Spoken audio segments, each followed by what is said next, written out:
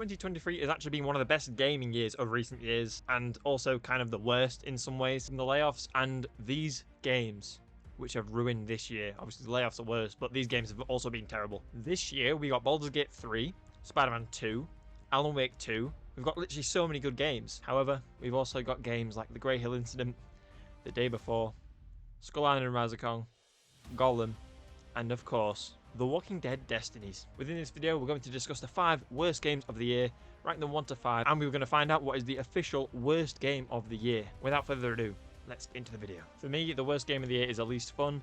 Nothing else really, not even if it's shut at a studio, even though that is a factor that probably, helps usher it to be one of the worst games of the year, such as The Day Before and Golem. And also if it helps you develop early stage dementia, which I probably have from playing.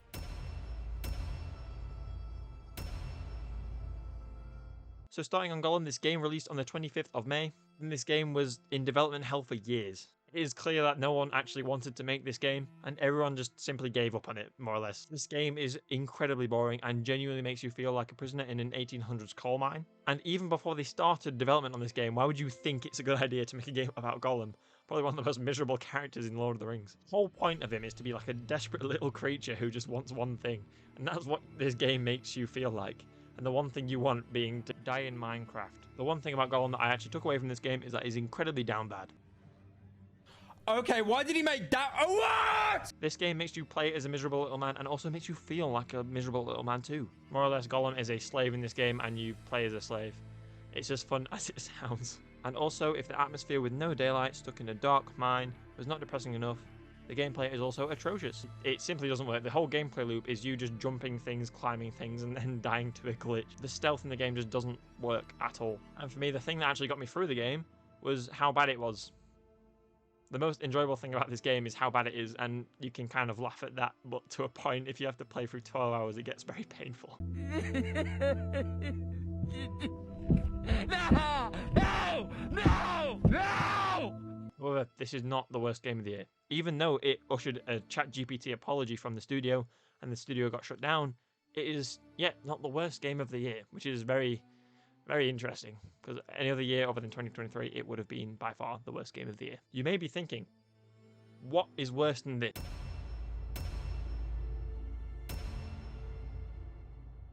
The Greyhill Incident. This game released on the 9th of June, and the Greyhill Incident is a story-driven survival horror game taking place in the early 90s in a town called Greyhill, which is like an agricultural farm town-ish, and the town is invaded by aliens and UFOs. And to call the game a survival horror is just not correct. The game lasts 2 hours, which is good because you don't have to spend that much time in it. However, it's not good if you've spent money on it. If it's free, play it. And I've seen the most generous thing someone said about this game is that it just feels unfinished. There's genuinely not much to talk about. I'd rather play Hello Neighbor than this, which is just telling you how bad it is. I mean, the atmosphere is cool. It's kind of dark. And there's the weird alien heads chasing you. That's more or less it. The rest of the game is just forgettable and poor. The story is probably written by a 3-year-old. Genuinely, play this game. You will see what I mean. I have nothing else really to say about this game. That's kind of how boring it is. The story is just terrible. The game's terrible. There's not much else to say. It is still not the worst game of the year.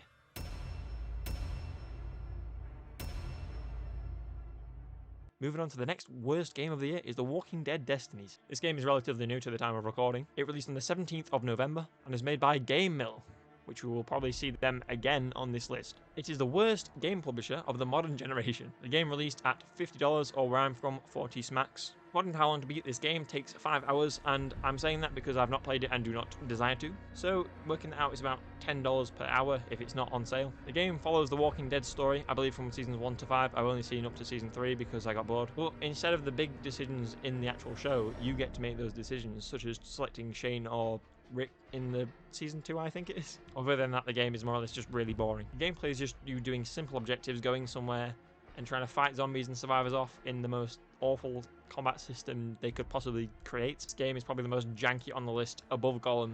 Yes, above Golem so far. And I stress, so far. The shots take seconds to register, bosses don't work, the cutscenes are low budget and are just photos stretched, I guess. The character designs are just not actually accurate at all. And the most criminal thing is you can probably get this game for the same price as Baldur's Gate 3. However, this game actually gives me kind of nostalgia vibes from the PS2, which is probably the nicest thing I can say about this game. It's very just nostalgic for the shit PS2 games. And if you got this for Christmas in your stocking, I apologise. However, there is another Game Mill game which is worse.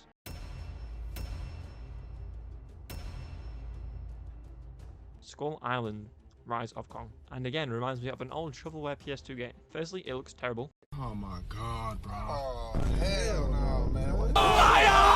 It's a bug-ridden beat-em-up game where you play as Kong or Kong's child. I don't know. I actually don't know. The only thing that actually would make this game, apart from just a terrible alpha game online, is the license. Movement is awful again. Combat is just 3 moves, a left, right, and a clap. But the best thing about the game is it lasts only 5 hours. And to play it is painful, and the collectibles, let's not even talk about them. There's no point even trying to collect them. This is just the epitome of jank. There's not much else really to say about it, other than the one infamous cutscene, which is actually kind of funny. So play this game if you want to see that.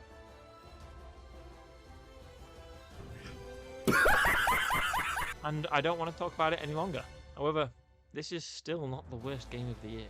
This next game, releasing this month, is probably one of the worst games, if not the epitomal worst game of all time. It is so bad. IGN gave it a 1. The same company, or the same organization, that gave Assassin's Creed Odyssey a 9. It had one of the most wish lists of any game on Steam. The game is not as it was advertised. The devs promised a game that was a survival MMO with zombies, a bit like The Walking Dead, yet it is not. It is a horrendously unfinished extraction shooter, and a bad one at that, and the game also crashes more than my grandmother on the M25, and the game, of course, The Day Before.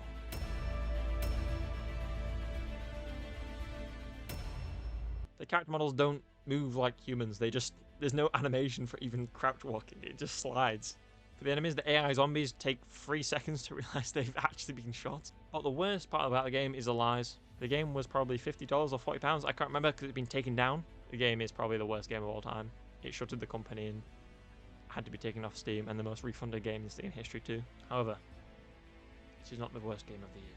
The worst game of the year is Genshin Impact. So in the rankings of the top 5 worst games of the year, at number 5, we have the Greyhill Incident. It is only 2 hours, so it's not that bad.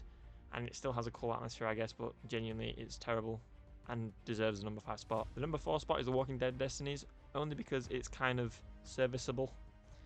The decision making is cool, and it's got a cool IP, but still, other than that, yeah, it's an L. Number 3 is Golem, the game where you play as a slave. Yeah, it's not great. Number 2 is Skull Island, The Rise of Kong. And number 1 is, of course, The Day Before. Honourable mentions of the games that I didn't actually include in the list are Redfall, Quantum Error, Fine Boss, Rocky City, and Hellboy Web of Weird. And one game that I couldn't bring myself to finish, which I objectively know is not the worst game of the year or nowhere even close. I apologise. I think Hogwarts Legacy is incredibly overrated, and without the Harry Potter IP, I don't think anyone would actually care about it. I apologise, but for me, the open world is just awful and the story is not that good. It's just a Harry Potter coat of paint which people love. And now you've unsubscribed to me from the Hogwarts Legacy take, please subscribe again. I promise I didn't mean it. Yeah, so like and comment on that, it'd be really, really nice. I'm trying to hit 1,000 subscribers by the end of January. So yes, thank you for a brilliant 2023. I've only started late on in the year, even though I was supposed to start in January. I've actually finally got the equipment, you know, I've actually got a face cam now, and hopefully my weird Viking ginger beard isn't too much of a turn off. I call it beard, it's more like a bush on my chin, but the less said about it, the better. So yeah, thank you very much for watching. I really appreciate if you watch my other videos. I made a platinum video about Spider-Man that's got 30 views as I'm recording. I put, 2 months. But yeah, thank you very much, and hopefully see you in the next video.